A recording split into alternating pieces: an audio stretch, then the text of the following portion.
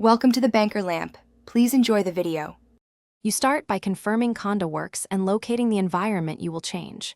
First, run Conda version to verify installation, then list environments with Conda envlist. Once done, activate the specific environment using Conda activate myenv so subsequent commands affect the right place. You do this to avoid changing base accidentally and to ensure package compatibility. Make sure to note the current Python version with Python version. That gives a rollback reference and prevents surprises later.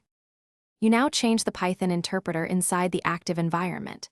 Begin by checking available builds with Conda search Python so you pick a compatible release. Then run Conda install Python equals 3.10 to request the new interpreter. Conda will resolve dependencies and show changes.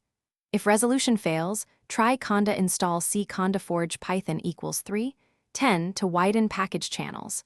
Once the install completes, verify with Python version. You do this because Conda manages binary compatibility and will adjust packages automatically.